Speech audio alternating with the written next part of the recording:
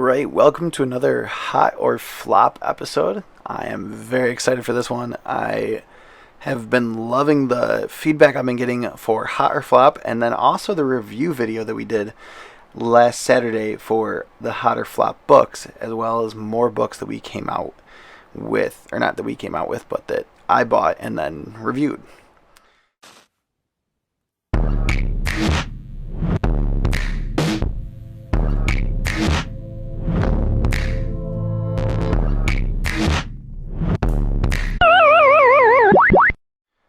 So let's start getting into Hot or Flop. Well, let's see. I'm just going to work down the list of comics I'm going to be picking up this week.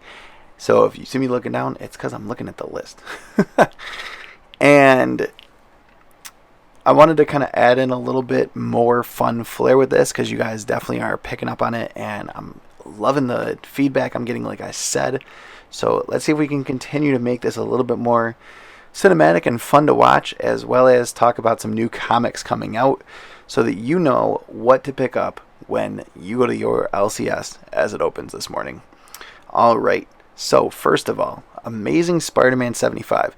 It's the first issue that we're going to see without Nick Spencer writing the story. Hot or flop?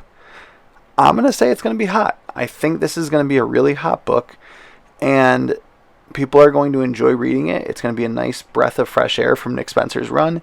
It ended well, but there were bits and pieces and times when people fell off that wagon because it just didn't hit every mark that it possibly could have. Great storyline, bad execution. The writing was just haphazard in some places, but really overall it did well at the ending. And I was very shocked and surprised and kind of excited at the same time to see where Nick Spencer took it. And I'm always looking at the end game. I'm never going issue by issue. So yes, there's some issues that I probably want to go back and read, or ones that just I wasn't a huge fan of, but none of them were unreadable. They were always good reads, fun reads, and the artwork in there was phenomenal. So I was able to kind of work through the books that I wasn't a huge fan of, just to kind of see where they were taking the story, and then also to look at the artwork. Let's see. Next book up on my list. I really want to look at Arkham City, The Order of the World. I think that's going to be a really cool book. I know it's a DC book, but I think it's going to be a hot book for this week. I'm excited to see what they do with Arkham City. I love the Arkham City video game, so we shall see. Again, that is a hot book for me. I think it'll be good.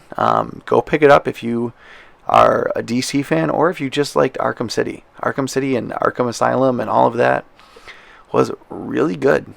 Even Arkham Knight. Arkham Knight was my favorite. So I'm definitely hoping, obviously it's not going to be like the video game, but I'm definitely hoping that this will be a DC book that I can read and get behind. It is a mini series, only 6 issues, so that should be an incentive to go pick it up, because that means you don't really have to know a lot of prior knowledge. Like me, I don't know a whole lot about Batman and Arkham City in the comics, so it will be one that kind of I can dip my toe in the pool and see if I like it or not. Dark Ages, number 2. If you did not read number 1, I definitely suggest that you go read it. It was a pretty good read. I'm not expecting huge things from this. So this is a book that I'm hoping won't flop, but I think it might. I think it might fall flat and just not be a great read. And just be one of those books where it's like, yeah, it was good, but it wasn't great. It wasn't what I was expecting. And I'm really hoping that it won't be that. But truly deep down, I'm like, they're pushing a lot of these stories out, and I'm hoping that it's not just to sell books, which I don't think it is. I think it's to tell stories. But Dark Ages, based on the first one, even though it was a good read, I'm not expecting it to be like this big, beautiful, amazing story. It is only a 6-issue miniseries, so again, not much invested, not much lost, but I do think it will flop. I can't wait to read it, but that's just my own personal opinion on it. Let's see, next one up is Darkhold Alpha #1. Very interested in reading Darkhold Alpha, especially with the Darkhold being in the MCU canon now. It'll be interesting to see what they do in the comics with it. So I want to pick it up. With that being said, I don't think it's going to be a hot book. I think it's going to be one that's like, I don't know if I should have spent the $3, $4 on it. So I'm going to have to say it's probably going to flop.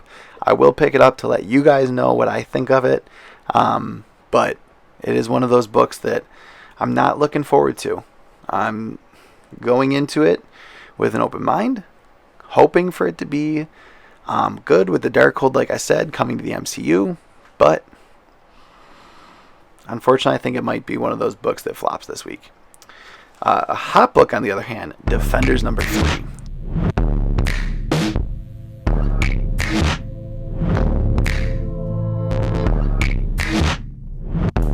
This is a miniseries again.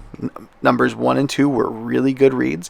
I really enjoyed them, and the covers have been phenomenal for these books, especially the Silver Surfer covers. Now, this should be a very hot book. It should be a really great miniseries. As I said, number 1 and 2 were really great reads. Number 3, I'm expecting to be just as good, if not better. If anything, if history's taught us anything in the past couple of years with Marvel's miniseries of 5 issues, typically the second or third is usually the hottest book of them. So this should be a pretty hot book, and I would definitely go pick it up. You'll enjoy it. Next up, with the Eternals movie coming out, and I'm not quite sure how that one's going to do, but with it coming out, I'm really excited and looking forward to reading Eternals Celestia #1. It's going to be one of those books where it's like, it could be great, it could be bad, but it should be interesting, to say the least, of what they'll end up doing with it. I'm hoping for the best again, but I do think it might flop. It might not be a great book, but if it ties in at all to the Eternals, or if you can learn something from it before the movie comes out, now would be the time to pick up that book and learn something. Eternals, the series that just came out recently, was pretty good. Issues 1 through 4 that I read were good. They weren't great. A few of them did fall flat, but definitely got me caught up on Eternals knowledge so that I could go into that movie knowing more than what I already knew, which was nothing.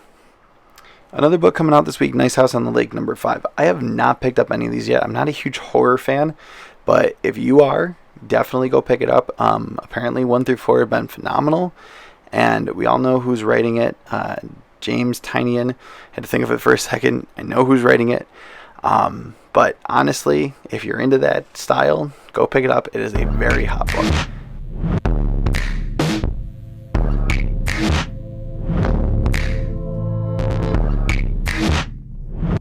Definitely worth looking at. I might even pick it up just so I can review it on here and let you guys know what I think, even though I haven't read 1 through 4. I kind of think that it would be worth getting into. Then, last but not least, the Wonder Woman 80th Spectacular 100-page monster issue. It's a one-shot, but it should be a really great book. I'm going to be picking up for my wife. Don't tell her.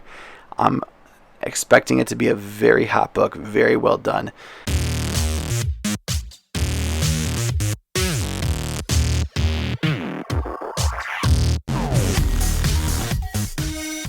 And that should be a really awesome book.